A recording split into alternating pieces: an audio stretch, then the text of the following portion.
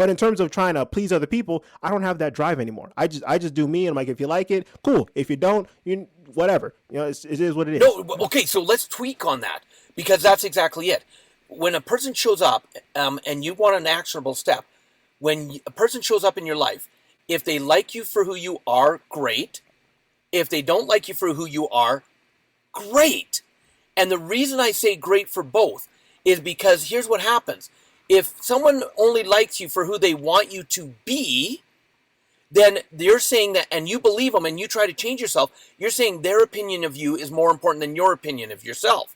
And there's over 8 billion people on this planet. And so why waste your time trying to be something for other people? When you just start being you and the people that love you for who you are start showing up, that's cool. But what even goes better is, and you'll have to take my word for this one, because I've just proved it in my life. The people that start showing up in your life will blow your mind.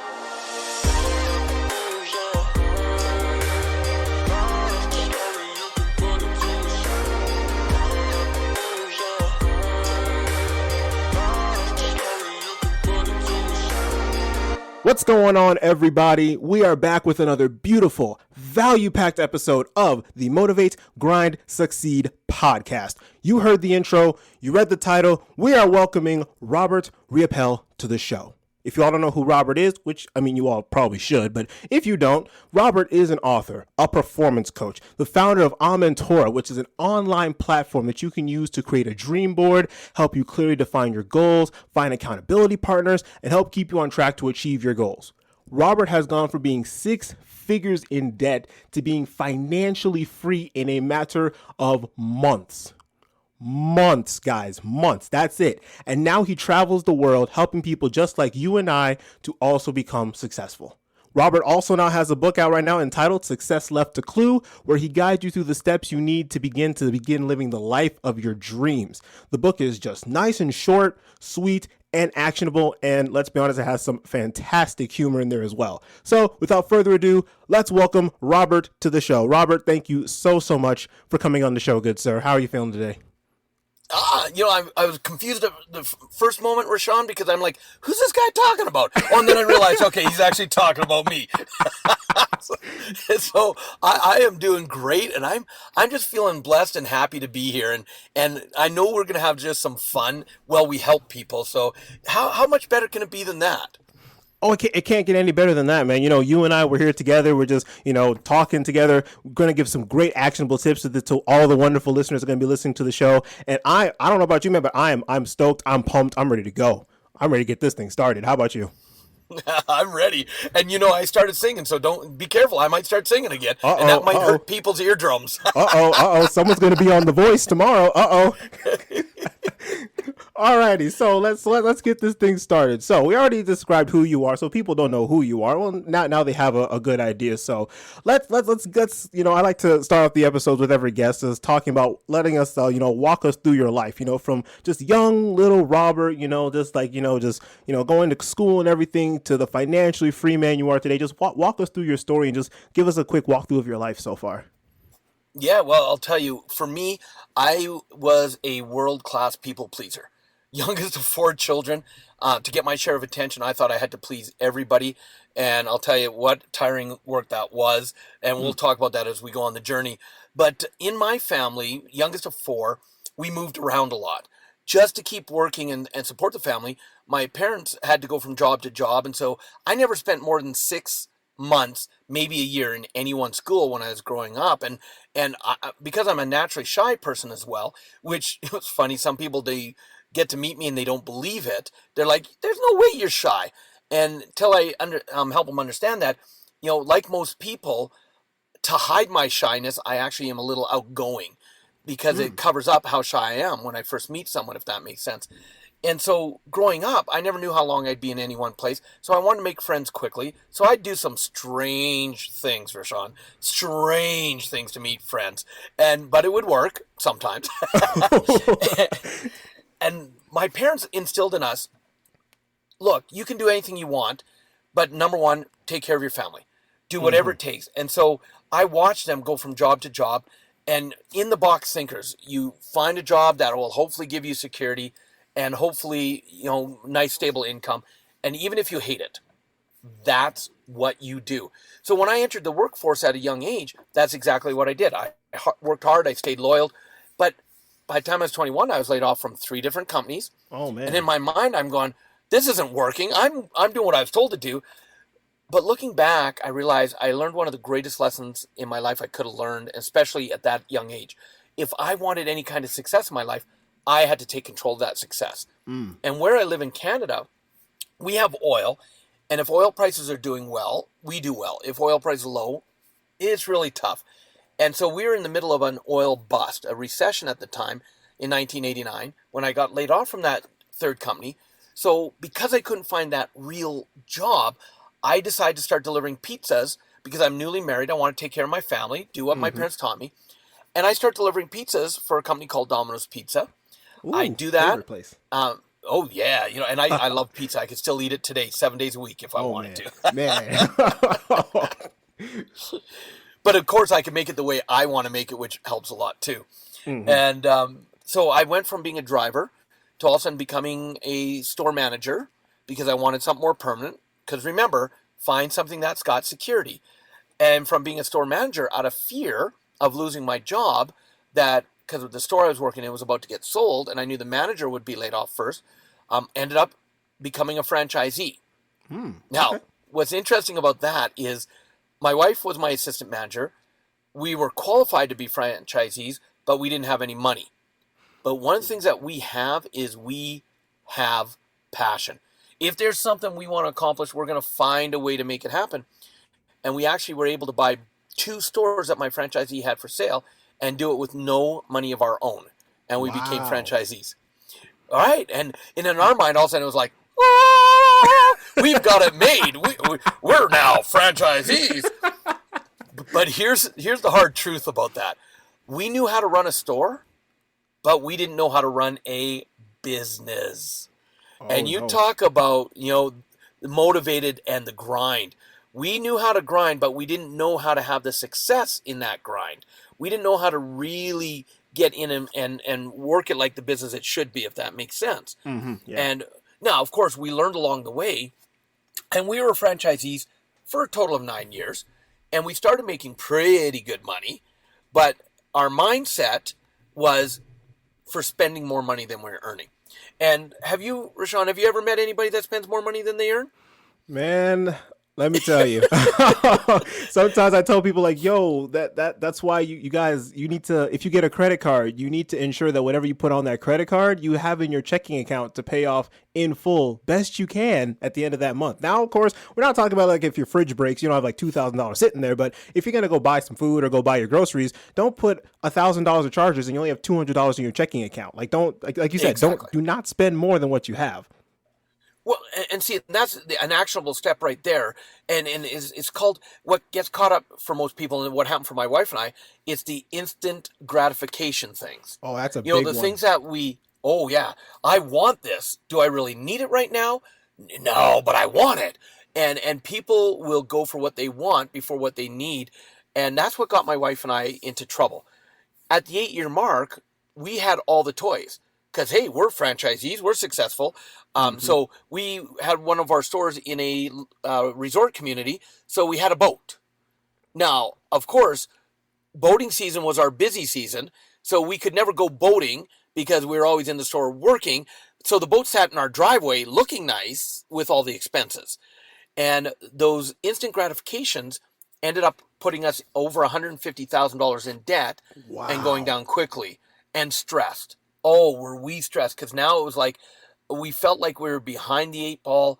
What are we going to do? And I don't know if you've ever experienced financial stress, but man, it was one of the worst stresses I've ever gone through. And it was painful. And that's when, because of that level of stress we got to, we were actually introduced to personal development. And not to give you my age, but let's just say my brother-in-law had tried to introduce me to personal development. He said, hey, I got these cassette tapes from this guy named Tony Robbins. You got to listen to these. God. Yeah. Now, hey, at least he didn't say I've got these 8 tracks. They were still only cassette tapes, right? Okay. And I looked at him and I'm like, I don't want to listen to that stuff. I don't need that. I'm doing fine. And Quote, here's unquote. here's a technical. Yeah, you know what fine stands for, don't you? Oh wow! Oh, actually, never heard "fine" used as a acronym. I've heard "fear" as like false evidence appearing real, but I haven't heard "fine" as an acronym. That chuckle scares me. Well, you know, the F stands for effed up. Oh no! Insecure, neurotic, and emotional. So if someone looks at you and you go, "How you doing?" They're like, "I'm fine." You better run the other direction. Okay. And that's the kind of position we were in. We were fine, and we were fine to the full extent of we were messed up. And all of a sudden, out of we were desperate to get out of Domino's because we weren't enjoying it anymore, which was one of the reasons we were actually financially stressed and now not doing well. And so our thought was, well, if we're not doing Domino's, what can we do? And here's how funny how the mind works. Our mind naturally went, well, we know franchises. We've been franchisees for 8 years. We'll just do another franchise. But we didn't have any money. Worse off, we were deep in debt. But that's what our mind said. So we went to a franchise expo and we started looking at all these booths, all these different franchises. None of them resonated. And the more we looked at them and saw what the startup costs were, we got more frustrated because, it's like, nope, never mind. Nope, can't afford that. And so we got even more frustrated. So we left. But 2 weeks later, we received in the mail a letter. And Rashawn, for some of your younger listeners, a letter in the mail is what we call email today, but this physically showed up in a mailbox. You would actually open it, you'd pull a piece of paper out. You can tell I like having fun, and I love your laughter, so we're going to keep having fun. Oh, man. Okay, I mean, for the younger listener, you shouldn't say email. You should probably say, they got a DM. You should probably say that now. Oh, see? Look at how out of scope I am. Dang it. Oh, man. See, I just learned something new. Now I can't learn anything new today. Oh, that was your one lesson for the day. You got to go to sleep, reset, come back tomorrow. That's it. I tell people I have one brain cell left, and I'm doing everything I can to take care of it. But, you know, in serious note, remind me, we'll come back to why I say I have one brain cell left. Oh, okay. All right. So in the mail, though, we got this letter and said, thank you for visiting our booth. And here's 2 tickets to an amazing 3-hour evening that'll change your life. And each ticket was worth $39. And I'll tell you, the only reason we showed up to that 3-hour training was because, thank goodness, our mind would not let us waste $39 tickets.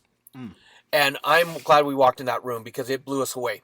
3 short hours later, we find ourselves running to the back of the room, paying $600 to go to the 3-day weekend that we were told would take us to another level. And this is in March of 2001. And the training was going to... Sorry, go ahead. Yeah, and just so I'm clear in my head, this is also still while you're 6 figures in debt, correct? That's right. Oh, yeah. So that's the funny part is because as soon as we leave, a couple days later, we now go through buyer's remorse as well as what the hell did we just do? We can't afford $600.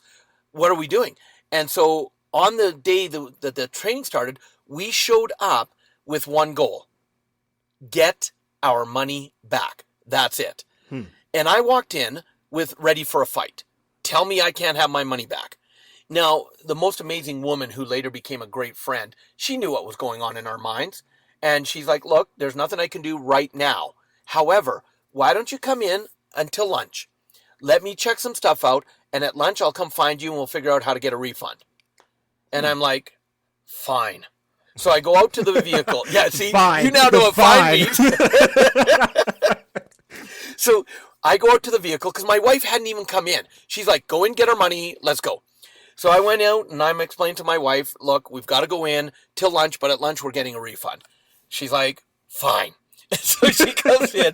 I'm never going to hear the word fine the same way again anymore after that. Well, then I've achieved my goal.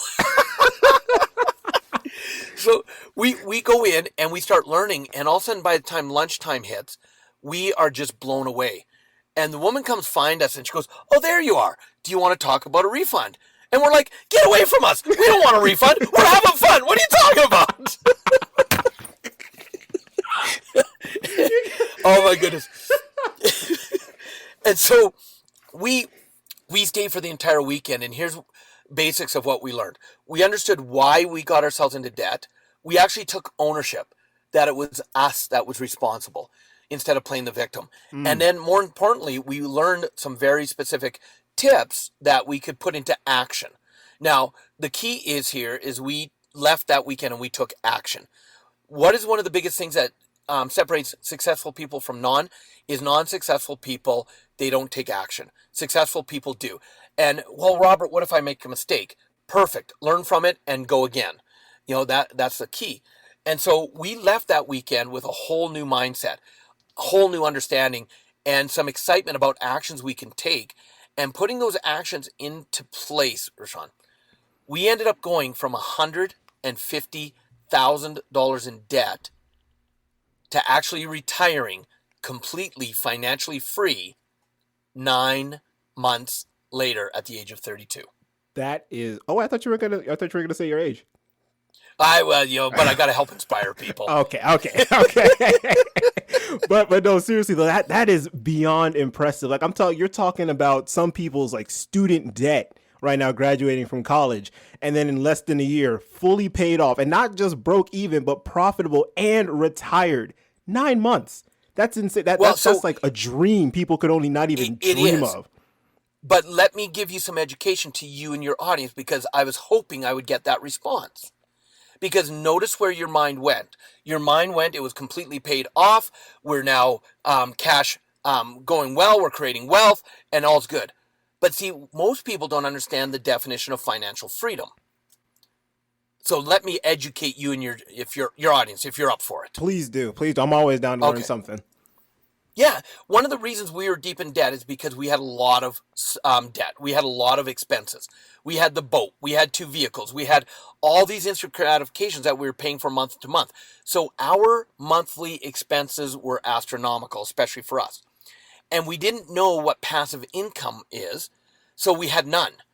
And the definition of financial freedom is when your passive income is greater than your expenses, you're financially free.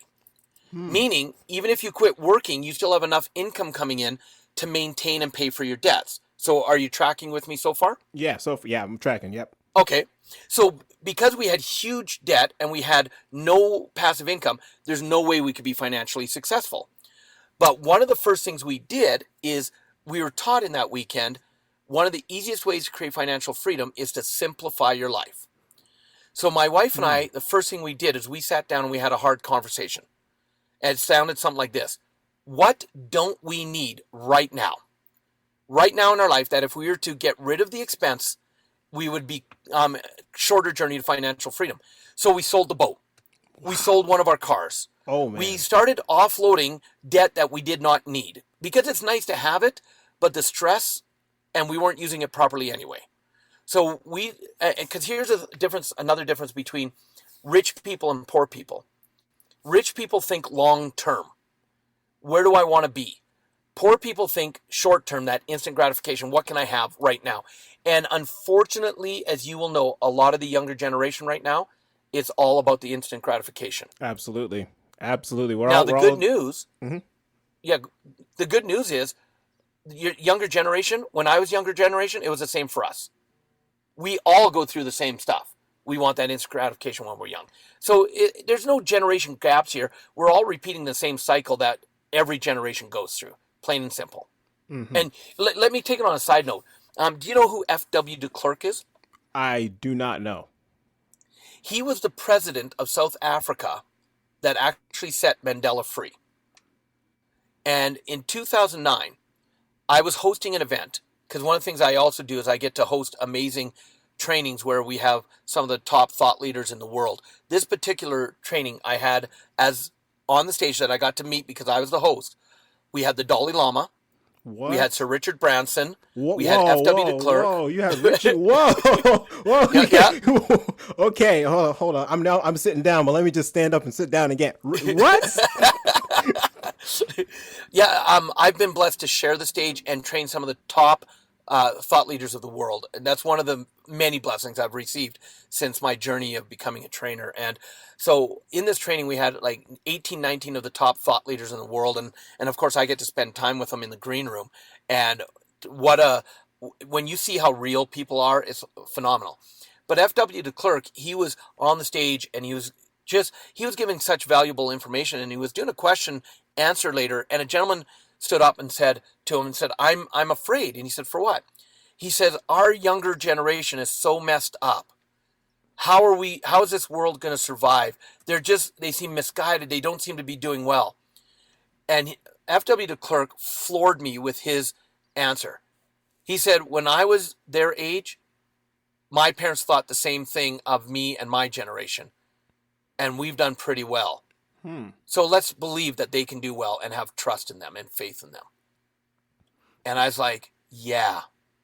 If that guy went from messed up to creating history by setting Mandela free to impact the world, then we're going to be okay.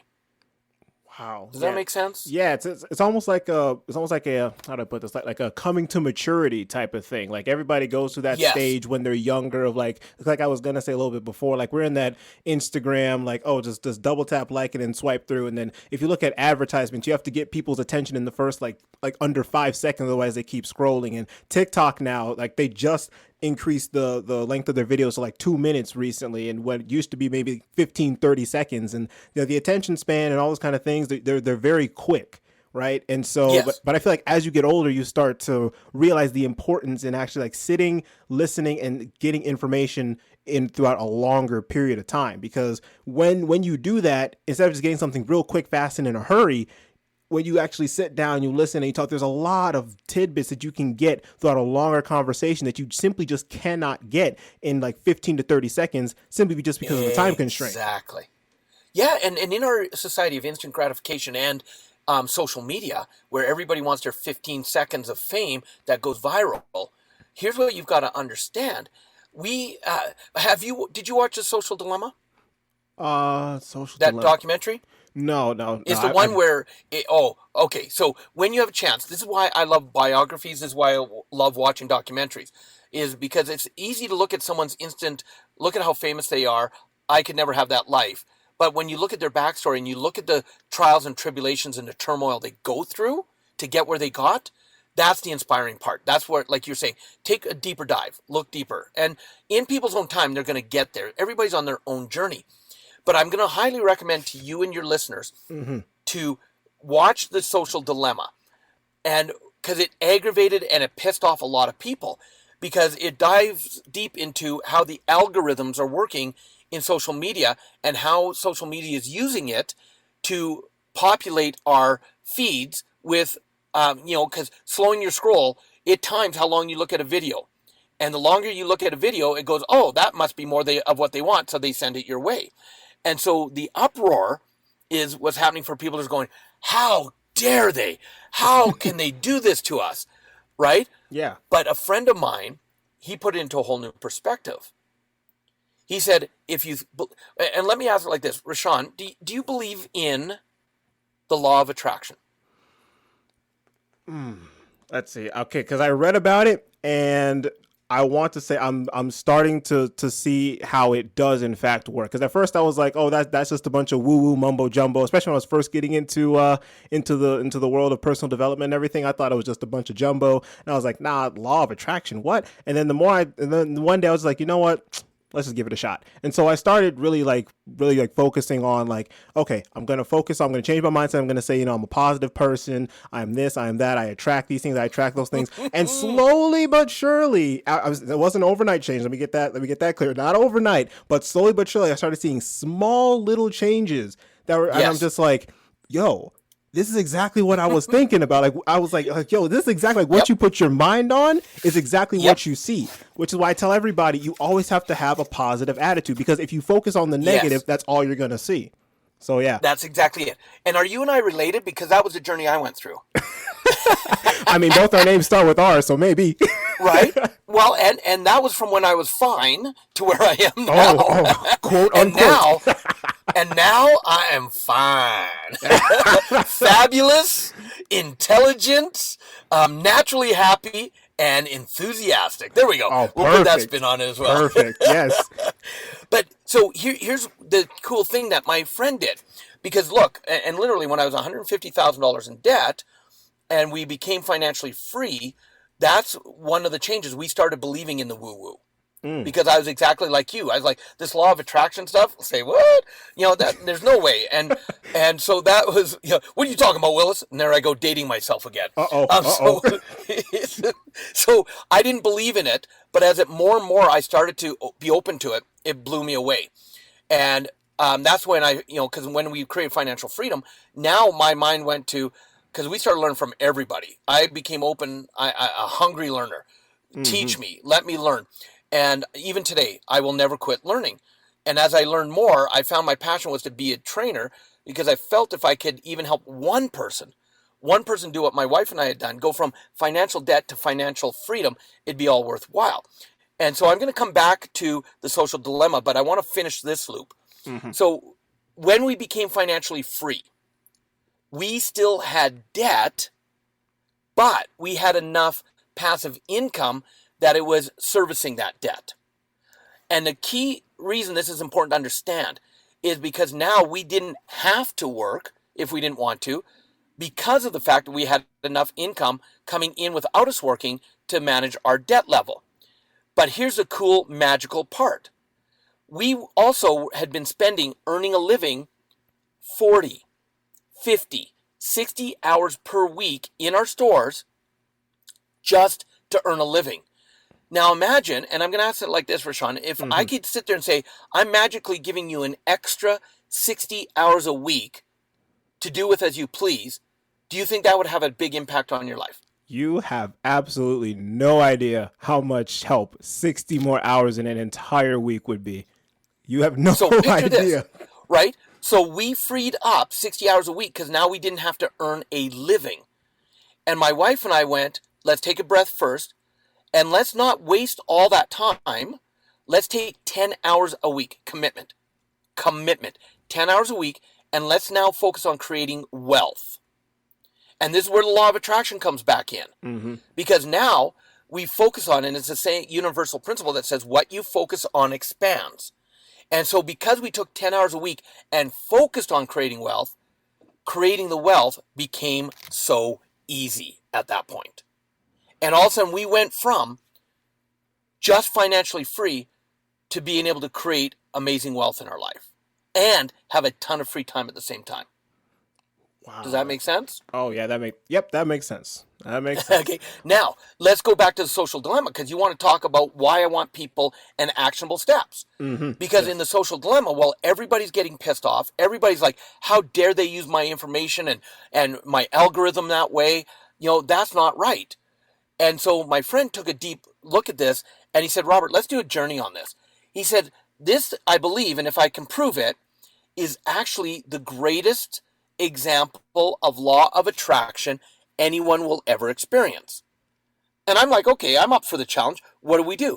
He says, on our social media, he said, instead of focusing on, and it was during the U.S.'s election and such diversity and polarity. And he said, I noticed that if someone says something I don't agree with, I respond, and all of a sudden my feed gets filled with more of what I don't want to see. He said, so what if we consciously, and here's the key, consciously go in and only look at feeds of what we want to see, and instead of just liking them, put a heart on them. And just quickly pass over advertisements, pass over the things we don't want to see. Let's see what happens. Well, all of a sudden, we started seeing our feeds reflecting more of what we truly wanted. All of a sudden, all the advertisements were things we were wanting in our life. And all of a sudden, we put the law of attraction. Social media became the greatest example of law of attraction you've ever seen. It was freaking amazing. And now I was getting everything I wanted coming at me instead of the things I didn't want, because I wasn't putting my energy on the things that frustrated me. Wow, right? Yeah, absolutely. Yeah, I was thinking, because I have a not a story like that, but a similar story. I think I said on a past episode where I'll keep it short and keep it brief. But pretty much like I said, like back when I was in college, I used to have my Instagram was just flooded, just full. I was following maybe like 350, 400 kind of people, and like there was like no interaction among them, and most of them are just like maybe some theme pages here and there, maybe some Instagram models or whatever have you, things like that. And so I was just like, these people and these pages aren't really helping me that much. So I went through, like you said, consciously. I went through and consciously Yes. just went through and just removed all those people from the accounts. Just like, okay, you don't bring me any value. I mean, you look like a solid 10 out of 10, but you don't bring me any value. You're not doing this, you're not doing. So I removed those, and my page, well, not my page, my account went from like almost 400 or so people that I was following down to like less than 100. And then after that, I then like brought back into who I was following actual pages that I actually wanted to see. So everything in self-development, things in, personal interest, personal finance, different things in like stocks and trading and those things that I started becoming more interested in.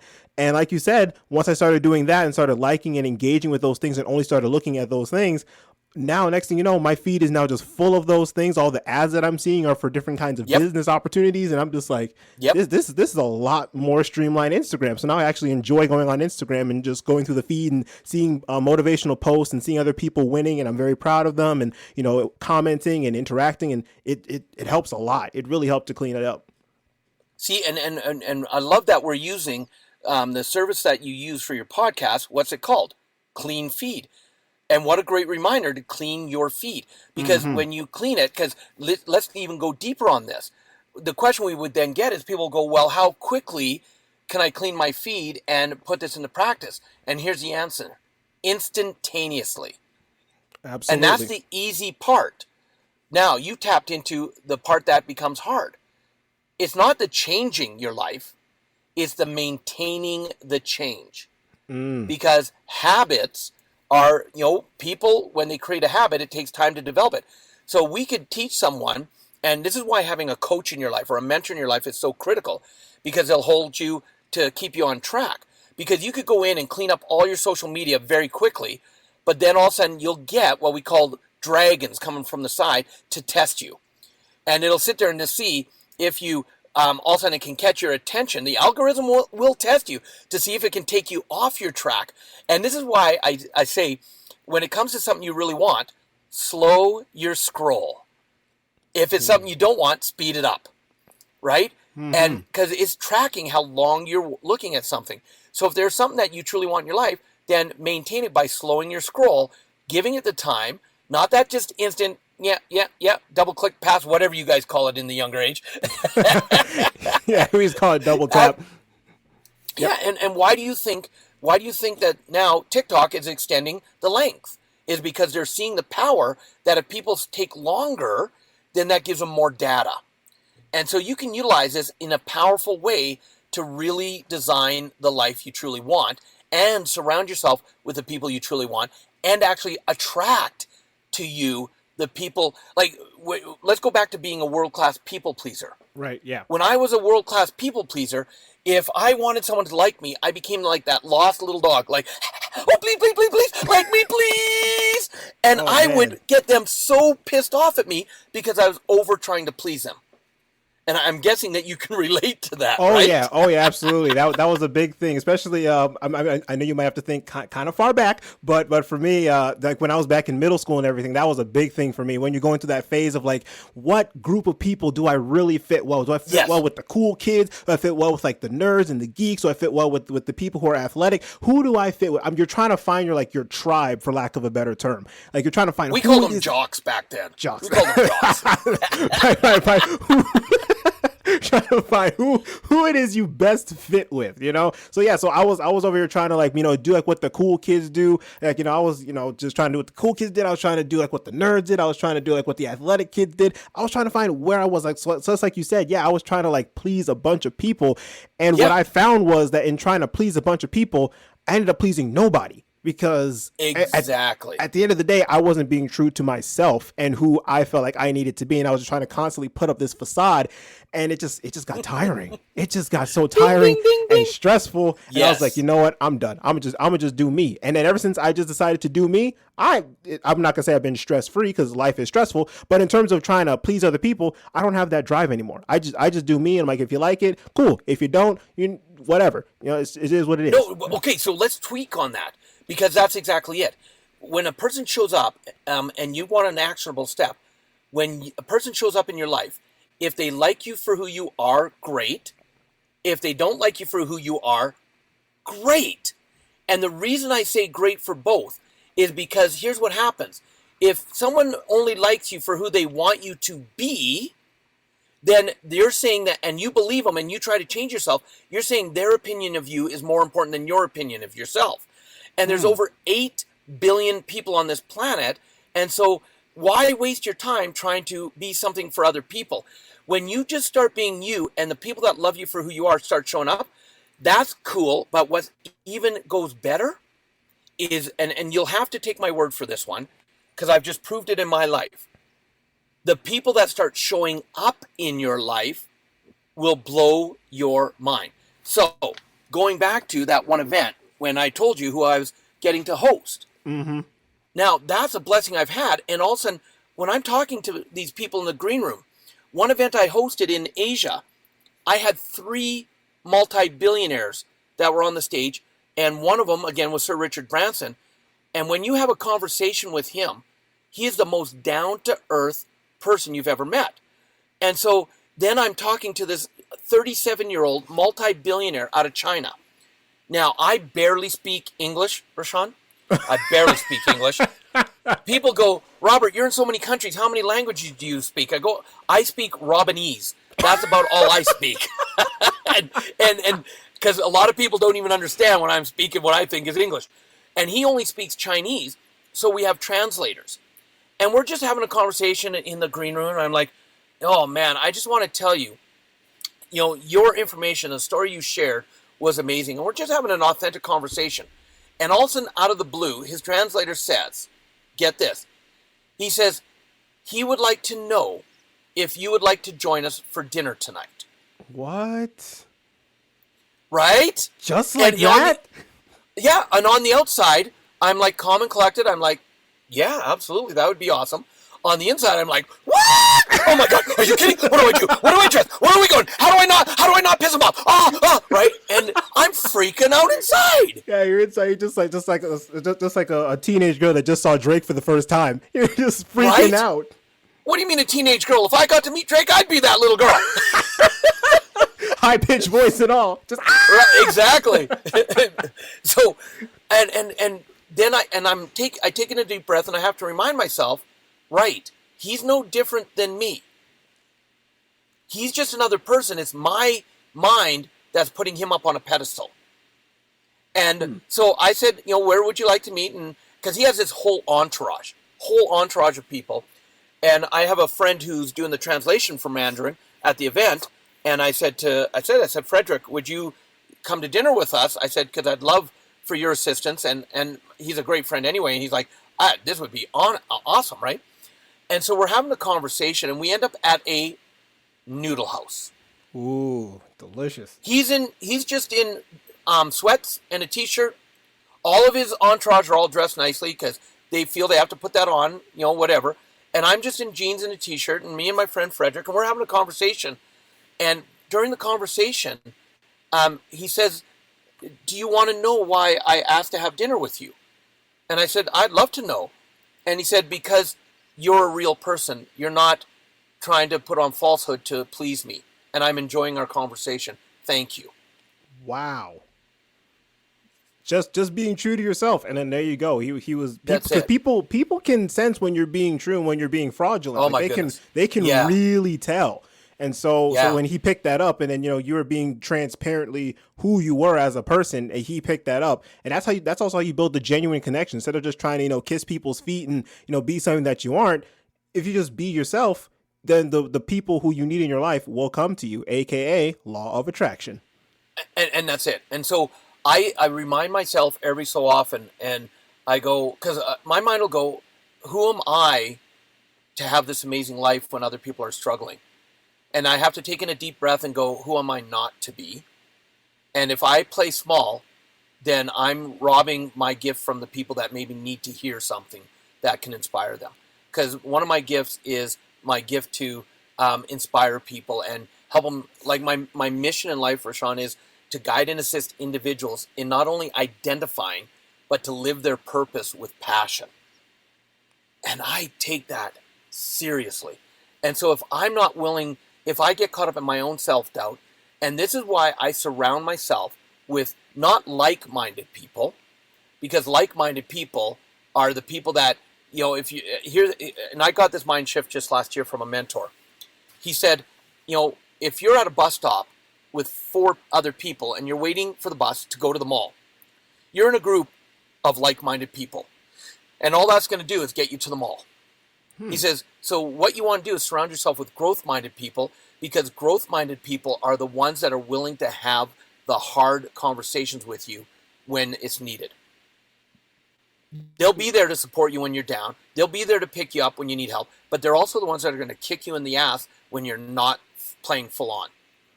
And as soon as I got that paradigm shift, I was like, wow, got it. Wow, I got to write that down. That's a really, really big one. Just being able to be with the growth minded people, because it goes back kind of to the what's the quote? How does it go? It's something like whoever you hang around, you become. So kind of like you're the average of the 5 people that you hang around. That's it. You are the average of the 5 people you spend the most time with. And what most people don't realize is they're actually at the top of the average, which means the 5 people they're hanging with are actually an anchor holding them back from truly having an even greater life. And it's not to say get rid of your friends. It's to say, who can I be around that challenges me? Who's got more success or more happiness? And when I talk success, let me be clear. We're not talking just financial. Because financial is only one area. And money is only a tool. You want to be focused on your mental, your emotional, your spiritual, your physical, and your financial. Because the area you're not worried about or taking care of is the area that's going to wipe you out in all other areas. It's like how you do one thing is how you do everything. How you focus on one thing is how you focus on everything else. That's how I believe, and that's why I love to watch people, because it's not what people say, it's what they do. And so I'll sit there and I'll watch people, because that'll tell me everything I need to know about them. One of my, I guess that you could call it a gift. I will be on stage and I'll have 1,000. My audiences go from 100 to 6,000 people in an audience at a time, 3 to 5 days, 12 hours a day I'm on stage, up to 12 hours a day. And when I'm working with people and they're sharing, people always ask me, they say, Robert, you can seem to zero in on someone and you can tell more about their life than they've known, and you can instantly have a change and a shift in their life. How do you do that? And it's because I watch people, because their actions are telling me more than what their words will ever. I'll listen to their words, but I'm watching how they're saying the words. And so I love to play with people. Some people call it processing, where, and I'll set a context. I will make sure the person's in the right state of mind, where they'll share something. And if something comes up for me, I'll say, okay, are you open to playing? And let me explain what that means. I tell them, and Rashawn, let's go like this. Okay. Have you ever wanted to say something to someone, but all of a sudden your mind went, well, if I say it to them like that, they probably can't handle it, and you've edited your thinking before you said it? Has that ever happened in your life? A lot of times, yeah. I saw that just basically filtering what I say before I say it. And a lot of times when I do that, sometimes when I do that, especially when I'm talking to a new person, it always gets that awkward silence in the conversation. And just like, oh, what do I say? What do I say? What do I say? So yeah, it happens quite often. Yeah. Yeah, and have you ever had someone get angry and then when you talk it out, they go, well, if you would have just told me what you wanted to really say in the first place, I would have appreciated that more. Have you ever had that happen? I have had that happen before as well, yes. Yeah. See, that's what happens is our minds don't think other people can handle something. And who are we to be the ones to determine it? So what I'll do is I've learned, and it's taken years of just trusting myself and being present. But also when you're truly present, that's when greatness comes through. Whatever you want to call it. Download, you're channeling whatever you want. I've just learned to say, you know what? I don't need to decide what it is. It's just I love when I get to have fun with this. And so someone will say something, and I'll go, something might hit me, and I'll go, "Are you open to playing?" And here's what that means. Something just came up for me, and I want to say it to you exactly how it came up, and I don't want to filter it. So if you're open to playing with that, say yes, and I'll tell you what came up for me. If you're not, say no, and it'll go no further. Because I don't want to take my unsolicited opinion and force it on someone, if that makes sense. Yeah. And now, because I've set a context and I've been adding a ton of value, almost every 99% of the time, people go, yes, please. And then I'll say what came up for me. And all of a sudden, they'll be like, how did you know? And so many times, one of the greatest feelings for me is when I meet someone and they give me a big hug and they go, do you remember when you said this to me? Here's how it changed my life. Thank you. And you can't pre-plan it. You can't figure it out. Here's how I say it. You got to let it out, not figure it out. And that's when you're truly present. It's amazing what you can achieve and accomplish, and when you own your greatness and you surround yourself with those growth-minded people. So find people, when you're you'll attract people into your life all the time that are at a different level than you are. Maybe they have better finances, so you can actually grow to learn to be better by being around them. Or maybe they have greater relationships. So, because it doesn't always have to be with money. Work on the mental, emotional, spiritual, physical, financial, and surround yourself with those people that are in the position where you truly love to be, and be the observer. Now, if they're open to questions, ask questions. Probably my mom, she said one time, she said, Robert, the only dumb question is the one you do not ask. The moment she said that, I think she regretted it because I started asking questions. And I think she wished she could have shut me up, but it didn't happen. As we say, well, Mom, that's what you told me to do. Well, and that's it. And that's where she's like, you're right. And so she said, just keep it up. She supported like crazy on that. So, and I don't know if this is the way you want the conversation to go, Rashawn, but I just love, because you've got such an easygoing flow that it just feels like this is the direction to go. That's fine. Yeah, let's go with it. Yeah. and we just got to learn, though, maybe we should have a little more fun. This just seems so boring. I can't even stay in that state. I just can't, I know. I know. That's all. A lot of times I'm just like, because a lot of times I try to be like that energizing, outgoing person, and people are like, why are you always so energizing? Why are you always so outgoing? Like I know you're tired. Why don't you just do that? I'm like, cause for me, like going back to what we said before, like me just being myself, I just like to deliver energy. I like to crack jokes. I like to talk to people. I like to make people laugh. I like to enjoy people's company and, just, bring up good stuff. That's what I enjoy to do. And some people are looking at me like, boy, you crazy. Like, what's wrong? Do you don't just want to sit in your office or sit in the lab or whatever and do your work? I'm like there's a time and a place for me to sit by myself and do my thing. But for me, I don't know. I don't know if it's the same. I'm pretty sure it's the same for you because at this point we're basically brothers. At this point, the way we think. Well, because we're not on video, you can't see that I'm aerodynamic. So you probably have more hair than I do. I actually need to get a haircut. I'm not gonna lie to you. but me too. I forgot to shave this morning. But yeah, like I was saying, like I said, there's a time and a place for me to be by myself and do my thing. But for me to for me to relieve stress, I actually go talk to people like that. Yes. It's weird. It sounds weird to a lot of people. And I know, because a lot of people, they just go by themselves and they may play video games. They might watch Netflix or Hulu or whatever they do. But for me, yes, I do that sometimes, but I feel more natural just going out and texting a friend or calling a friend and say, hey, how you doing? Yes. How are things going? Yep. That's my way of stress relief. Well, so let's go down that road, because look, one of the questions when people finally get to the blessing of meeting my wife, because I talk about my wife a lot from the stage. And just to give you a quick idea, we met when we were 13. We started dating when we were 16. We got married when we were 19. And we actually just celebrated our 32nd anniversary. Congratulations. Thank you. Wow. Yeah, I think we've been married probably longer than you've been alive, I'm going to guess. Yes, definitely. Definitely. And when people meet my wife, they're going, can we ask you a question? Probably the number one question she gets. Because I'm energetic on the stage, I'm goofy, I'm me on the stage. I don't know who else to be, right? Mm-hmm. And they go, is Robert this way when he's off the stage and at home? And she just shakes her head and goes, uh-huh. But one of the things, though, you summed it up so well. You are the average of the 5 people you spend the most time with. And what most people don't realize is they're actually at the top of the average, which means the 5 people they're hanging with are actually an anchor holding them back from truly having an even greater life. And it's not to say get rid of your friends. It's to say, who can I be around that challenges me? Mm-hmm. And so there is times in my schedule that is me time. There is times in my schedule that is me and my wife time, family time. And we put those on our schedule first before we put anything else.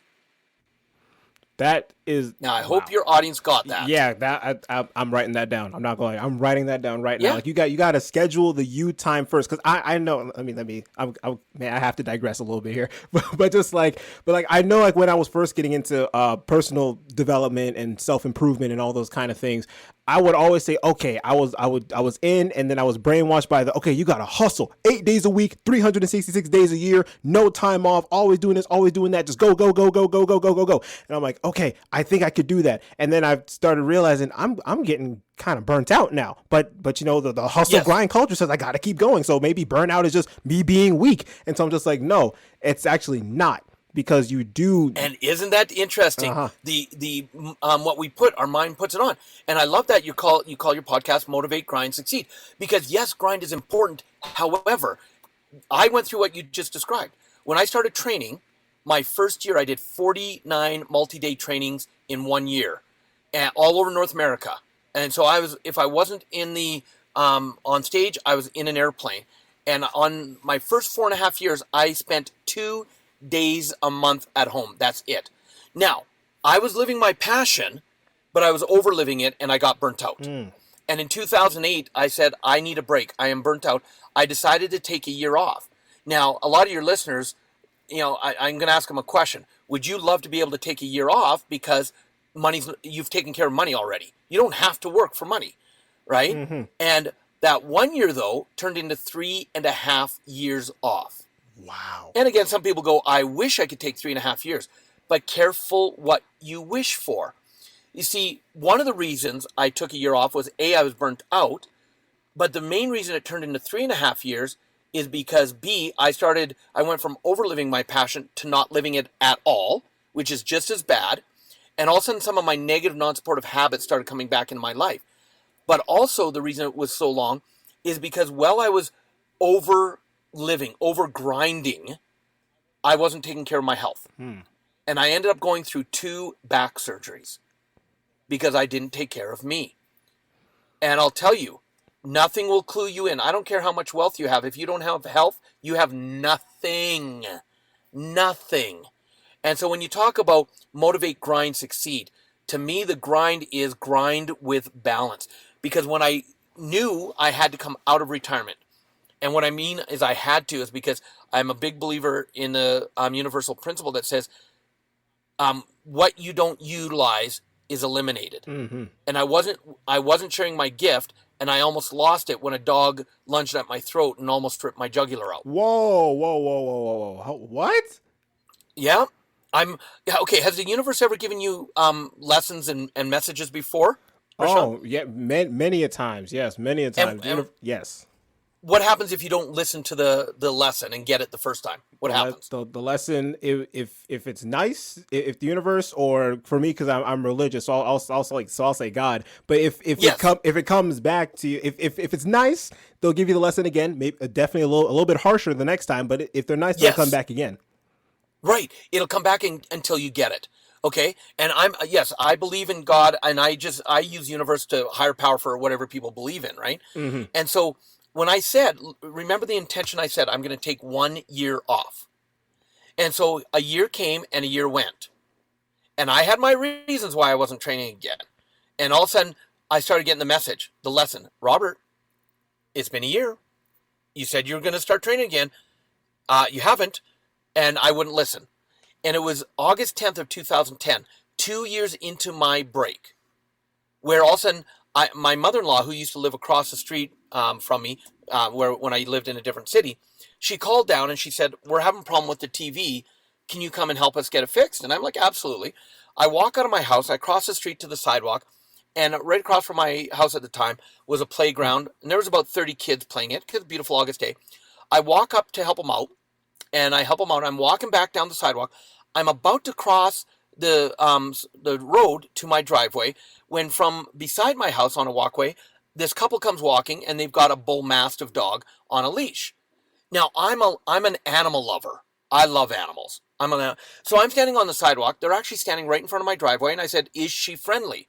And they said, "Unfortunately, she's not. We just rescued her, and we're in the process of rehabilitating her." So I'm like, "That's fine." I stayed where I was on the sidewalk. They stayed in front of my driveway. We talked for a bit, and eventually I knelt down, and they slowly brought her over. I let her smell my hand. I petted her head. I petted her neck. I was talking to her. No problems whatsoever, Rashawn. Mm-hmm. Until the moment I went to stand up.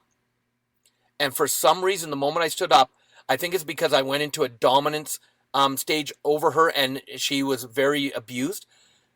The moment I went to stand up, she lunged at my throat. Oh, and now, my. because I was in the motion of standing, my chin had naturally dropped.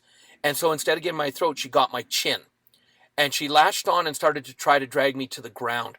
Now, I'm instantly in shock, and the only thought in my head is, if she gets to me to the ground, I'm dead.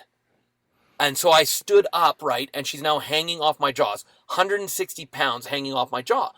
The guy walking her actually had to physically pry her jaws off of my chin, and now it's taking both him and his wife holding the leash to hold her back because she's lunging at me, trying to get back at me. And now there's blood all over the place, and the only thought in my head is, there's 30 kids in that playground. And so I'm holding my chin, and I said, "Look, get her out of here. Get her away. I live right there. I'll get to my house. Just get her out of here." So they start dragging the dog up the road. I cross. I'm going up my driveway, up my sidewalk, blood dropping and dripping like crazy. Oh, my I get to the door, and now the only thought in my head, if I get blood in the house, my wife is going to kill me. Oh, my gosh. It's crazy. Your life is in danger. Right, but isn't this what the mind does, right? I open the door, and I think I said it quietly. I'm like, "Roxanne?" and calm. But she comes running, and she sees me. She's like, "What happened?" And I'm like, "The dog attacked me." So she grabs the towel, gets it up to the chin to stop the bleeding. I'm now safe. So the fight or flight, the flight mechanism is energy's going away. Mm-hmm. So I start to drain, and I'm about to pass out because I know I'm safe now. And my wife knows if I drop, there's no way she's getting me to the vehicle to get me to the hospital. So she goes into what we call her warrior mode. And she looks at me and sees me starting to wave and want, go back and forth. I'm about to drop. And she looks at me and she goes, "Don't you faint! Get to that car!" And I'm like, "Yes, dear!" Rashawn, oh, no. if you want to have an amazing relationship, I've learned in 32 years of marriage, the two most important words in a marriage, yes, dear. Oh, my God. Noted. So she gets me to the hospital. The 3 puncture wounds under my goatee, they leave open because they don't want to close up a dog bite so that any bacteria can be flushed out. But on my chin, she had ripped through my jaw, and it took 9 stitches to close that up. Now, here's the thing. In that moment, I had a choice. I could have looked at the attack and went, "Why did this happen to me?" Mm-hmm. Or I could look at it and go, "Why did this happen to me?" And when I looked at it in curiosity, because I believe everything happens for a reason, but that reason is there to serve you. And I looked back and I went, wow, 1 inch further and the dog would have had my jugular and me and my gift would have been gone like that. And in that moment, I made the decision I had to train again. Not for the money, but because it's my gift. And I looked up and I went, "God, I do not need that lesson again. I got it. I got it." Clear as day. Yeah, and what's interesting is within 2 weeks, the company I had retired from, all of a sudden out of the blue, phones me up to ask if I would come out of retirement. They needed my services again. And it was an instant, easy answer of yes. Now, it still took a year and a half to come out of retirement because of recovery from my back surgeries. Mm-hmm. But the moment I made the decision, my life started changing again for the direction. And here's the number one thing to going back to the grind. I know we kind of went the long way around it, but here's the thing about the grind. I had learned in that time, overliving passion, bad. Underliving passion, bad. So when they asked me to come out of retirement, I said, look, I will do 20 trainings a year maximum, wherever in the world you use me, so that I still have 6 months a year off, because I like my time off. I really do. And so for the last 8 years, since I came out of retirement before COVID, I would fly on average 200,000 miles a year around the world, but I still had 6 months a year my time at home. And to go back to, you cannot give what you don't have. So if you're not taking care of yourself, how do you think you're going to take care of other people? So one of the questions people will say is, Robert, why do you fly to Asia? Why do you fly all these places around the world? And, when it's 15, 20, 25 hours of traveling. And I said, A, because I love to go to people that want to learn and I want to experience all cultures. I said, but B, there's actually a selfish reason. And they're like, what's that? And I say this, the moment I sit down in my seat on the plane, that's Robert's time. I do not connect to Wi-Fi because that's my time to read, because I love to read, watch movies because I love to watch movies, eat some good food and drink some nice wine. That's my time. And because I know the moment I land, for the next 3 to 5 days, I'm giving up to 12 hours a day on stage. So if I don't regenerate me, how can I give the grind to them? Does that make sense? Absolutely. Yeah, it goes back to exactly what you were saying before, how you schedule that time for you and yourself first, and then you go into everything else. Because if you don't, you're going to get so caught up and you're going to see your schedule fill up with all the things that you need to do. And next thing you know, you're trying to look at your schedule and say, I don't have any time to eat lunch. And so that you don't have any time for yourself at all. And so you have to schedule that time for yourself in first, or find some time and designate that time. I think I watched a video one time where it talked about like the recommended way that this guy does his rest. He says every day, because he's an entrepreneur, he works Monday through Saturday. And so every day that he dedicates 1 hour of that day to just him. No work, no nothing, just him. Whether he's relaxing, watching TV, watching movie, whatever, just him. And then in that entire work week, he designates one day, which for him, because he's a Christian, it's Sunday. So that's the day that he rests. He goes to church, does absolutely nothing work related whatsoever at all. Exactly. So he designates that time every single week. And because of that, he can go months and months and months and just not get burnt out, because he's taking the time for himself to rejuvenate and recover so he can hit the next day hard. You hit it right on the head. And remind your listeners, where am I doing my podcast from right now, this interview? You are out in the middle of who knows where, in your Jeep, chilling. That's right. The closest town to us is a 20-minute drive away. Yesterday, for Father's Day, our RVs are circled around like a wagon train. And we're here with family. And yesterday, we had our quads, our ATVs, our side-by-sides out going through the bush, looking for just enjoying nature, being together, regenerating, rejuvenating, having a blast, getting dirty. And so, I asked my wife, I said, do you want to stay longer? And she said, yeah, because I actually have better internet service here than I do at home. So the moment because family's important to us, the moment I'm done this interview, I'm going to drive an hour and a half to home. I'm going to pick up my pet pig, because I have a pet pig, 265 pounds, she stayed at home because it was only supposed to be a one-day trip. And I'm going to load her up in the backseat of the truck. I'm going to drive back here, and we're going to spend the rest of the week out here because I can do everything I need to do while enjoying nature and life and family. Wow. That, man, living the dream, man, living the absolute dream. Oh, I should say I'm jealous. I'm jealous, man. But so, and you can be jealous or you can be inspired to say, how do I create it? And so, again, I love the name of your podcast. And here's what I'm going to recommend to people. Don't just be motivated and grind to succeed. Be motivated and grind with balance to succeed. Because then you're around to do greater things. That's the most important part. Don't burn your. You heard that, listeners? Do not burn yourself out. I know what the podcast is entitled, and the reason why I entitled it that is so that I can motivate you, so that way you can grind hard day in and day out, because motivation only gets so far, right? You need to eventually turn that motivation into discipline, and that discipline will get you through the grind, and then you'll be able to succeed. That's why I named it the way that I did. Yeah, and because you hit on something very, very important. Don't think success is just going to come to you. You've got to put the work in. But what most people don't realize, two distinctions here.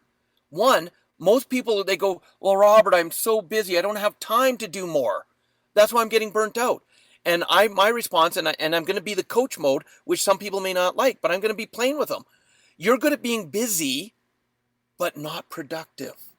Man, there's a difference. Oh, there is. I say that so much. I'm like, you guys, you can do a million things a day and be busy and say, oh, I had a busy day. Like, yeah, true. You probably did have a busy day, but did those tasks that you do push you closer to whatever you want to do? If it didn't, yes, then you weren't productive. You were just busy. You were just doing work just to fill up your day. And that goes back to what you were saying a while ago, where you're talking about being able to simplify your life. What tasks are you doing that you don't need to do, that if you didn't do them, your life would pretty much still be around the same? And look, this is a Canadian saying, so your listeners may not get it, but it only took me a few kicks in the head with a frozen muckaluk to understand this next one. And that is, after all these years, I finally got a virtual assistant. Wow. And the moment I did, I'm like, why did I wait so long? And I've actually, within 2 weeks, I've now got 2 virtual assistants, and they've taken such a workload off of me that I get to focus on what my friend calls IPAs, income producing activities. Okay. See, now I focus on the income producing activities. My assistants, they focus on the day-to-day stuff that needs to get done. That isn't that I could do it. Sure, I could. But it's not the best use of my time. It's not the part of my time that brings in the best income, but it's stuff that still has to get done. And so one thing I want to say to your listeners is people are good at being busy, but not productive. The second thing is, for all the people that are struggling, especially financially, and they're going, I don't have time or enough energy to go for doing extra work to become successful. Understand that you're probably working harder staying broke than you would work to be financially successful. Man, I think your coach mode's coming out, because that one hit me right there. That one hit right in between, right in the chest, right there. I felt that one. Not even gonna lie, I felt that one. Like, man, I gotta. Somebody slap me. I can't be this happy. Like, I'm not even joking. I don't even think I have a comment to that. That's the kind of thing I just sit and just read it, or since we're not reading anything, I'll just listen to that and just sit and ponder that. Like, you're working harder staying broke. Like that just that first half just hit me, and I was like, I probably am working harder staying broke. Yeah. Wow, and here's what I'm going to say, because I know I'm coming up to a hard stop, and I know you and I could talk for hours. One of the things I'm passionate about teaching people is, because I've got my first book, Success Left a Clue, that as a gift, I would love for your listeners to be able to download the ebook as our gift, since you had me on your podcast. Oh, and wow. I would love Thank you them so to much. actually, yeah, but it's a workbook. It's not just a book to read. There's action steps, because remember, you've got to grind. You've got to put the grind in. You got to be willing to do that. And so I actually say, do this action step and do not read any more until you've completed it. And then the next chapter starts with, did you do the last action step? If not, stop reading, go back and do the action step. That is very true. I'm not gonna lie, because I did read the book as well, and it does say that. And a couple times when I know I would just be sitting and just reading, I would scroll through, and I was like, oh, okay, action step, yeah, sure, whatever. I've already done like the past ones. I repeated the mantras to myself 3 times and everything. I was like, okay, cool, yeah, sure. I kept going, and then the beginning of the next chapter would say, did you do it? And I was like, I was like, Robert, I hate you, man. Me? I was like, Robert, I hate you, man. I was like, man, I really, And so he's like, if you didn't go back and do it, I was like, do I have to? And it's just like, you know what? It's going to take, 30 seconds? Let me just go back and do it. Fine, it's a stupid thing. And why did I write it that way, Rashawn? Is because I needed that in my life. That's what I struggle with. And I still do today. That's why it's a reminder. I wrote the book for me, plain and simple. And because I want your audience to understand I'm no better than anybody else. I still have my ups, my downs, my goods, my bads. I'm just like everybody else, plain and simple. And so I'd love for them to just go to robertriopel.com. They can download the book as our gift and use it. And what I would love is whenever you're ready, if you got some value from me, bring me back as a guest, because I'd love to go into the material I'm doing for my new book called The Authority Key, where I do what's called the 4 phases of life and the 4 currencies. And you want to talk about a deep dive into what holds people back and why, even when things seem to be going well, it's like a roadblock gets thrown up in front of them and they end up crashing, and how to be able to, instead of resisting chaos in their life, embrace it. I'd love to go through all that and just give them more value.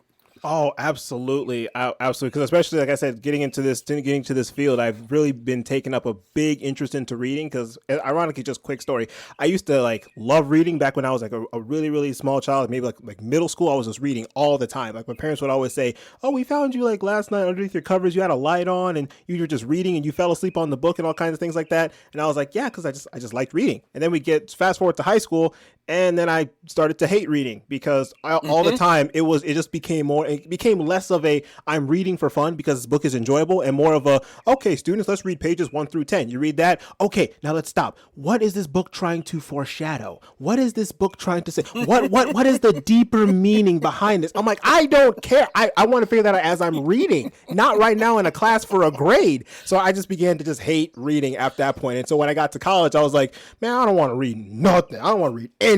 I'm just done with reading. I see the textbook in college, and I'm like, not only do I not want to read anything, but this textbook for like my biotransport class, $550. You would think I'm going to go pick that up and read it? Absolutely not. So I'm just like, no, I'm done with that. So then one day, like I said, I had a click, and I'm just like, you know what? I'm gonna just give this personal development thing a shot. Everybody talks about it. It's so great and so wonderful. And so I pick it up and I read it, and I'm like, yo, this is actually really, really nice. Like this, I'm not reading this because I'm not trying to read to foreshadow. I'm not trying to read to understand what the author is trying to say, or like, oh, see them in their second book. Like they're giving me actionable tips I can actually use. Like I think what was the first book that I had read? I think the first book that I had read was Think and Grow Rich. I think that was the first one that I read. Napoleon Hill. Yes, sir. That was the first one that I had read, because everybody was saying, oh, everybody, you need to read Rich Dad, Poor Dad by Robert Kiyosaki. I'm like, well, everybody reads it, so I'm not going to read it. What else can I read first? So I read something else first, and then I went to Rich Dad, Poor Dad. And after that, I just kept reading more and more and more and more. Okay. And so just, man. If you enjoyed Napoleon Hill's Think and Grow Rich, then I'm going to suggest another book that he wrote. He wrote it 2 years after, so 1939 he wrote it.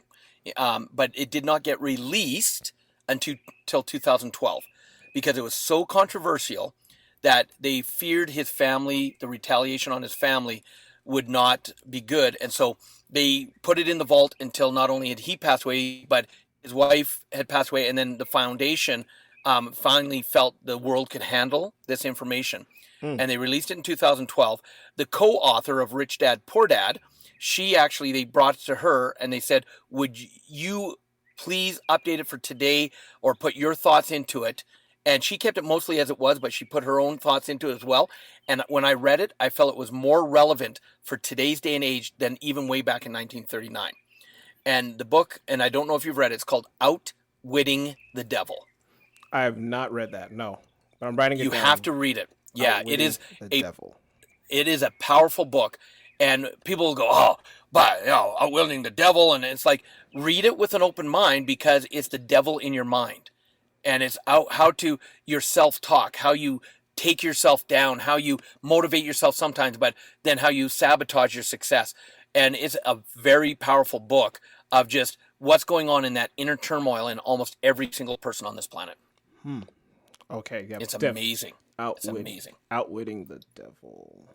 Okay, just had to write that down real quick. Outwitting the Devil. That is going on the to-read book list that I have, and it's getting ever longer by the day. So, yeah. So, awesome. Outwitting the Devil. Got it. Perfect. All right. So, Rashawn, I've got a date with my little princess, all 265 pounds of her. Yeah. Oh, man. And she is a princess. She doesn't know she's a pig. She thinks she's a dog, and so don't tell her. Okay, But she is a promise. princess. She is Promise. pampered, I tell you. We've had her since she was 2 days old. Never thought I'd ever have a pet pig, but these 10 years she's been in our life so far, what a blessing she's been. Yeah, I bet. I don't know if you ever saw just real quick. I don't know if you ever saw that commercial. I forgot what the commercial. I think it was for like a bank or something. But it was like the reggae singer in the back, and there was like the old people walking with like a pet pig, and the song was like simply bombastic, that's simply fantastic. That's what it reminds me of when you said you had a pet pig. I was like, he's gonna be that guy. Yeah, yeah. She's our princess. That's for sure. Alrighty. Well, but I've had fun. I know talking with you. It was absolutely enjoyable, and definitely for sure. Once you get your next book out, I will 110.69% bring you back on the show so we can talk about it, because this conversation was absolutely fantastic. I am 100% sure that the listeners got a ton of value out of this episode, and if you didn't, you probably were listening on mute. So go back and listen to the whole episode again, because if you didn't take at least one thing from this episode, you were either listening on mute or you just weren't even listening to this podcast at all, which I don't know what to tell you. You all check your pulse. Your pulse. Thank you. Yes, exactly. Check your pulse. Make sure you're alive. Make sure you're actually like listening. Like listen. Just, you don't even have to have an open mind. Just anything at all. Like I was over here writing like crazy, and I just remember we didn't even get to the question of why do you have one brain cell left. I just remember we didn't even get back to that. Well, that's easy. That's easy because people go, why do you put yourself down and say you only have one brain cell? And to me, it's a reminder that I'm not done learning. Because the moment I think I know everything, I'm done. The moment I get full of myself, I'm done. So it's just my way of reminding myself that, you know what, Robert, you're still at the infancy of learning. There's so much more greatness to come in your life if you keep being that student. There you go. There you go, guys. There's another lesson right there. Always be learning. I just made it easy for you. You don't have to go back to the whole episode anymore. But still, you still should, though, because there's still a lot of good value in there. So with that, Robert, I know you have to get back to your princess. And so with that, we're going to bring this week's episode to a close and wish our wonderful guest, Robert, adieu. But before you go, please subscribe to the show if you found it useful, and be on the lookout for new episodes every Sunday, 10 a.m. Central Standard Time. Leave a comment and a 5-star review on wherever you're listening if you think this podcast is worth it, because I 100% I'm sure that this episode was fantastic. If I was listening, I would give it my own 5-star review, let's be honest. And if the platform you're listening on doesn't have a commenting system for some reason, contact their customer support and tell them get one on there. But if not, then definitely share it with somebody. And lastly, follow me on Instagram at Motivate Grind Succeed. And Robert, if you want to plug any kind of social media or anything that you have as well here. Yeah, if they put my name into Facebook, they can find me there. I'm now just with my virtual assistants getting up more on Instagram and LinkedIn. I'm going to eventually learn that TikTok thing. we'll see about that. You can teach an old dog new tricks. But no, go get the book, download it, use it. And then, here's the thing. Let me know if there's a way I can be of service. I'm the one that answers my Facebook. If someone sends me a message, it's me. I don't have someone respond. So I love to assist people and I love to connect people, and just, ladies and gentlemen, always live with passion. Plain and simple. Absolutely. If you're not living with passion, are you really truly living? That's the main thing. So again, thank you so much, Robert, for coming on the show. I had a fantastic time. You definitely gave me an ab workout for today because all the laughing that you had me doing. So we will definitely have you back on the show. I will definitely keep in touch with you afterwards. And to the listeners, you all take care of yourselves, and I will see you all next time.